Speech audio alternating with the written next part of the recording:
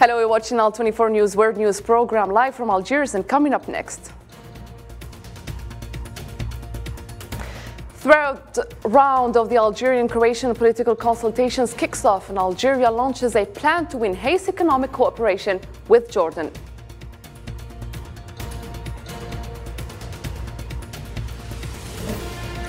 Russia suspends participation in last remaining nuclear treaty with US, and Blinken says Russia's decision is irresponsible.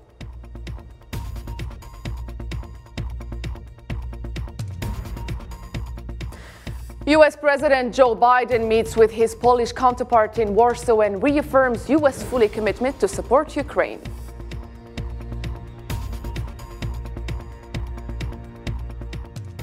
Hello again and welcome to the program. First off, Algerian Foreign Ministry Secretary General Ammar Blani chaired on Tuesday the proceedings of the third session of the Algerian-Croatian political consultations in the presence of a delegation led by Croatian Secretary of State for Political Affairs Franco Morozic. Blani affirmed that the session is to expand bilateral cooperation between Algeria and Croatia and to deepen political dialogue. For his part, the Croatian official praised Algeria's role in maintaining stability and security in the Mediterranean and North African region. Today's meeting undoubtedly reflects the common will of the two countries, with the personal directives of the President Abdelmajid Tebboune and his Croatian counterpart to move forward in strengthening bilateral cooperation in fields of strategic priority for the two countries, especially the sectors of agriculture, tourism, emerging enterprises, sport, shipbuilding and energy. We see Algeria as an important partner and leader in preserving the stability and security in the Mediterranean and North Africa. Our countries and cultures are strongly influenced by the Mediterranean. It explains our numerous similarities, especially as regards maritime traditions, customs, and of course, gastronomy.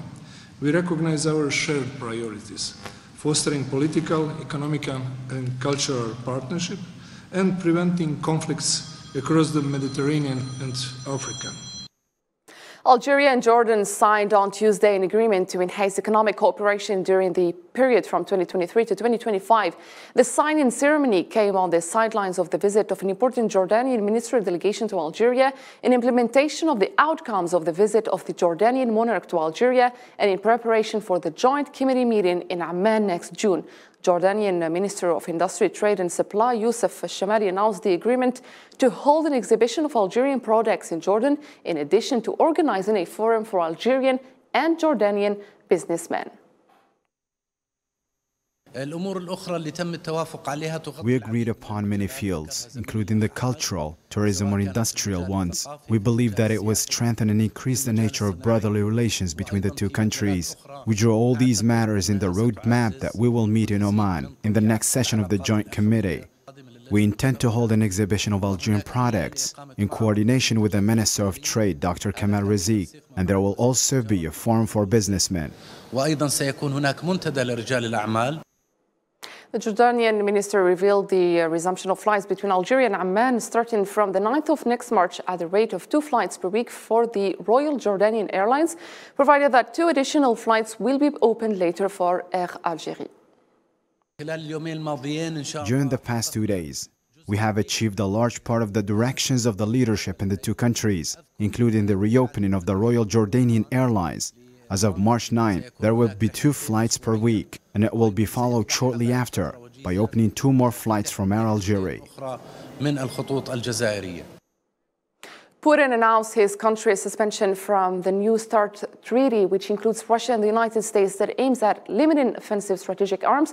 During his speech, Putin accused the United States and its NATO allies of openly declaring the goal of Russia's defeat in Ukraine. Islam Seed in this report.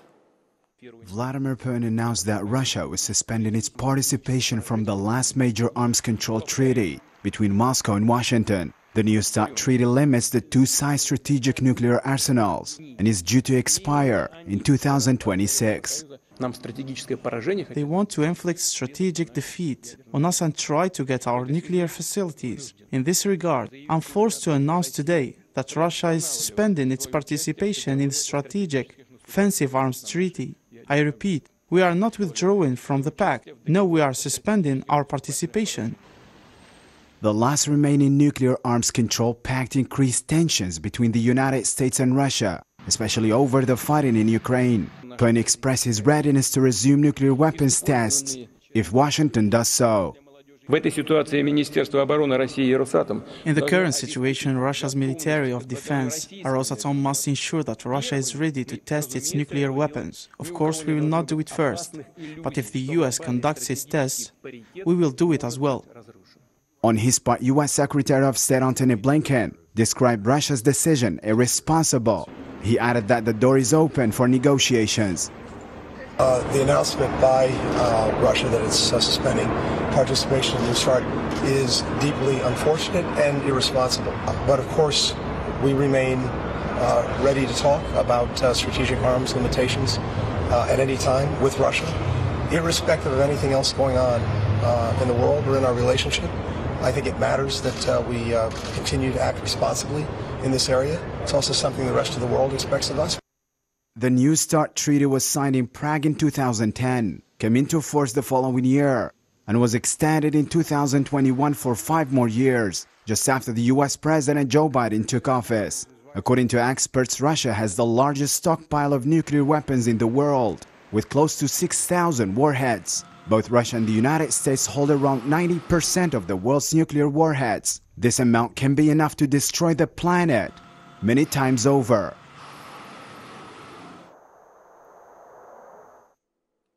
NATO Secretary General Jens Stoltenberg on Tuesday said he regrets President Vladimir Putin's decision to suspend Russia's participation in the only treaty it has with the United States aimed at keeping a lid on nuclear weapons expansion. Earlier this month, NATO called on Russia to respect the pact and urged Moscow to allow on-the-ground inspections of military sites to resume.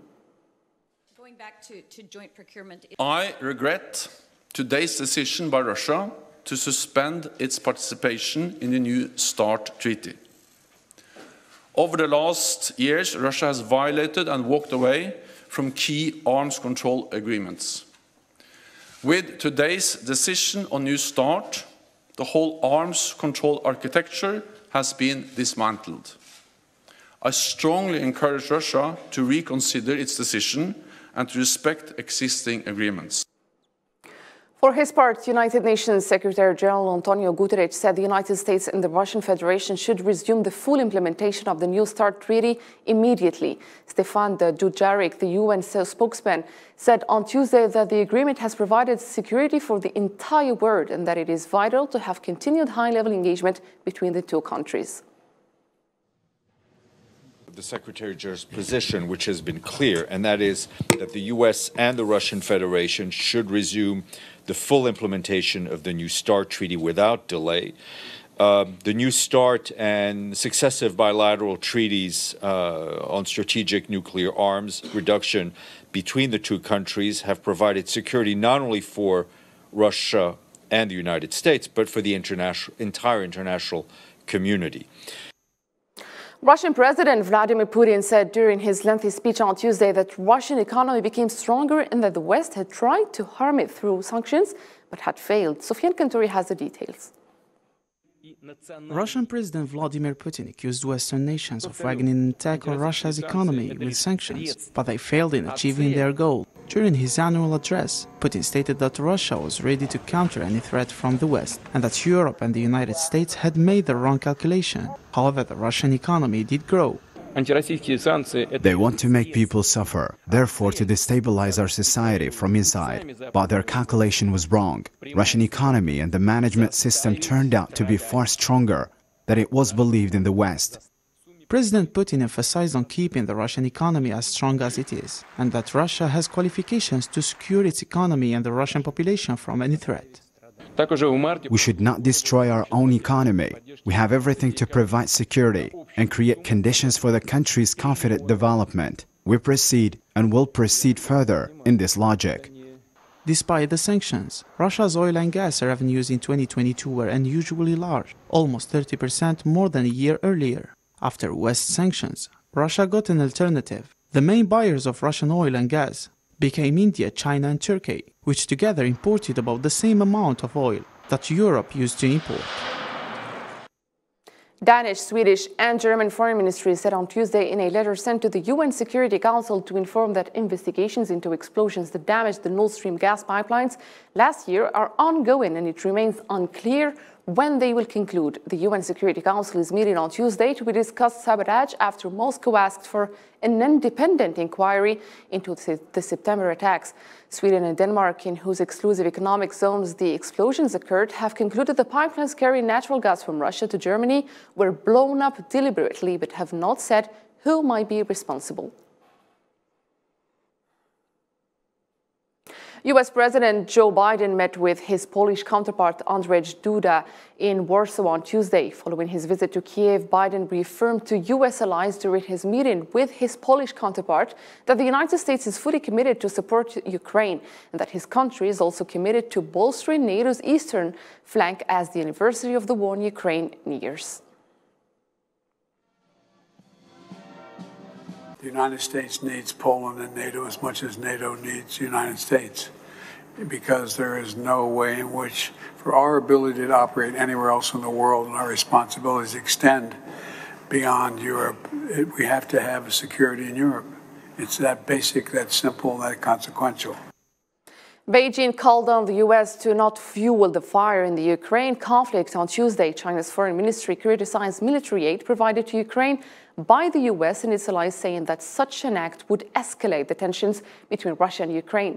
Meanwhile, Russia's news agency said that Chinese President Xi Jinping is expected to deliver on Friday a peace speech during the anniversary of the Russian military operation in Ukraine as part of China's plan for peace. The U.S. is the largest supplier of weapons to the battlefield in Ukraine. The U.S. just announced another $500 million in military aid to Ukraine. It makes people wonder what the U.S. is up to by falsely claiming that China is offering weapons. The U.S. claims to maintain peace, but actually it's making money for this crisis. Turkish President Recep Tayyip Erdogan pledged to rebuild the devastated villages due to the earthquake within a year. Erdogan's statement to the press came after his visit to the affected area in southern Turkey. Erdogan also confirmed that the Turkish government had mobilized all its potential in Hatay state after yesterday's 6.3 magnitude earthquake that hit the area.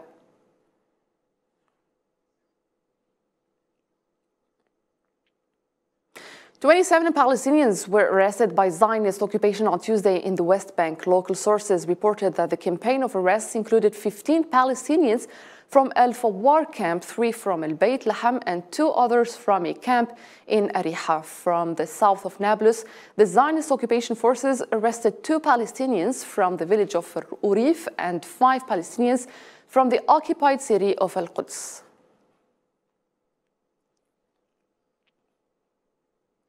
Tunisian President Kais Saied affirmed that his country's sovereignty is above all considerations, reiterating his rejection of any attempt to interfere in Tunisia's internal affairs. A statement from the Tunisian presidency quoting Saied following his reception of the Tunisian Foreign Minister Nabil Ammar at the Carthage Palace, stressing that the need to stop interfering in the internal affairs of Tunisia, criticizing what he called attempts to spread culture of defeat in the ranks of Tunisian society. 45 Moroccan cities rose up on Tuesday in protest marches and mass demonstrations to express their anger against the hysterical rise in prices and against the Akhanouch government. The protests were met by a tight security cordon from members of the public force, which was used to suppress peaceful demonstrators calling for social justice.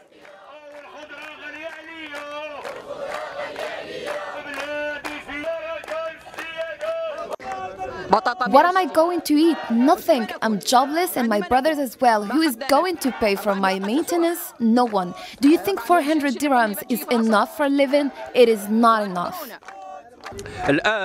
Moroccan people are suffering and living in poverty because of Moroccan regime. We have never experienced this with any government before. UN Special Representative of the Secretary General to Libya, Abdoulaye Batli, welcomed on Tuesday the commitment of all Libyan parties to find a a local solution to the political crisis. On his official Twitter account, Badli said he had a series of consultation with the president of the Presidential Council, Mohammed al-Menthi, the Speaker of the House of Representatives, Aqila Saleh, the head of the High Council of State, Khalid al-Mishri, General Commander Haftar, and a delegation representing Prime Minister Abdul Hamid al-Dbeiba. There is an increasing convergence of views that elections should take place in 2023. I welcome the commitment of all towards finding a Libyan-led solution to the political crisis. We must all work together to end the current impasse and meet the aspirations of Libyan people. In a statement to All 24 News, the spokesperson for the Libya Presidential Council, Najwa Wahiba, said that Algeria and Libya have positive historical relations and that the Algerian experience in diplomacy have an active presence in the African Union and in the African High-Level Committee on Libya that serve the path of reconciliation and of elections. Let's take a listen. At this stage in which the Presidency Council focuses on achieving reconciliation, the positive role of Algeria is supportive of the work of the Presidency Council and the work of the Libyans for reconciliation. This supportive role, whether with expertise, aid or coming out with the unified positions towards Libya, would greatly help the Libyans. At the Arab Summit that was held last year in Algeria, the presence of a unified Arab position in support of the elections of the Libyans' choices in a unified manner and achieving reconciliation can serve its path and the path of elections that serve Libya. Mauritanian President Mohamed Ould Sheikh Al Ghazouani confirmed that the 5 coast groups in which he holds the rotating presidency is determined to return Mali to membership in the regional bloc. During his speech, Al Ghazouani stated that terrorist groups had strengthened their presence in the border areas, which led to the internal displacement of thousands of people and an increase in the number of victims. The Burkinabe army announced the increase of death toll to 51 soldiers compared with the recent ambush which took place in the Sahel region in the north of the country. For its part, Algerian Foreign Ministry expressed its condemnation to the attack, affirming Algeria's solidarity with Burkina Faso and all African countries facing terrorist challenges.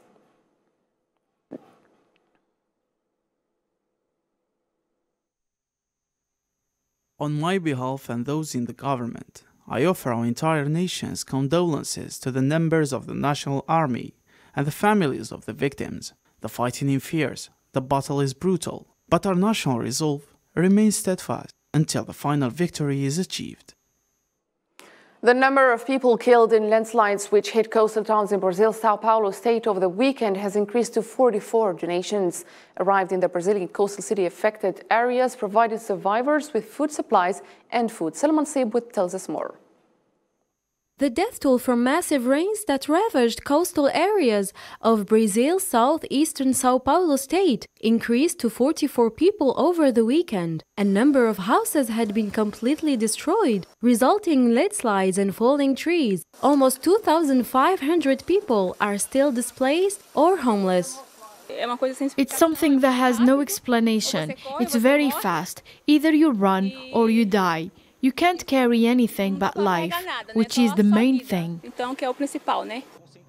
Locals have joined forces with rescue workers to search the mud for missing people and survivors in the affected areas of Sao Paulo on Tuesday amid the destruction. He came to rescue his wife and he did it. He managed to save his wife and his child, but unfortunately he didn't make it out.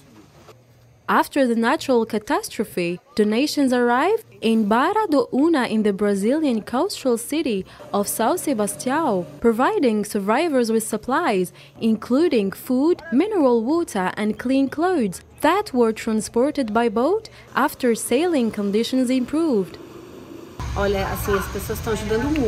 People are helping a lot here in the region. Many cars and trucks are arriving with donations. The fishermen have mobilized and are helping to bring everything to the Barra area that is only possible to access by boat or helicopter. Landslides and floodings are not uncommon in Brazil. Therefore, the Social Fund of Sao Paulo and the state's coordination of civil defense allocated about 7.5 tons of humanitarian aid items. For more stories making headlines around the globe, let's follow the news in brief by Zahra Farjani. 3 United Nations peacekeepers were killed in Mali and 5 others were wounded on Tuesday. According to the United Nations peacekeeping mission in Mali, MINUSMA, the incident occurred after a homemade device exploded in the center of the country, targeting a convoy of the same forces. A major wildfire in eastern Cuba was spreading closer to the national park on Tuesday, threatening hundreds of residents in its path. Firefighters were attempting to control the blaze that started this weekend east of the capital, Havana, with strong winds and dry conditions fueling its rapid spread. A key border crossing between Pakistan and Afghanistan remained closed for a third day on Tuesday, with thousands of goods vehicles stuck and businessmen facing losses as officials from both sides tried to broker a solution. Around 1,000 performers dressed in traditional costumes featuring white masks and hats decorated with huge ostrich feathers paraded to the sound of drums in Belgium's most famous carnival on Tuesday, the first to be held in 3 years. Well, we reached the end of our program. For more, you can visit our social media platforms. From your host, Melissa Nourkhmilat, and the rest of the English team, thank you for watching and goodbye.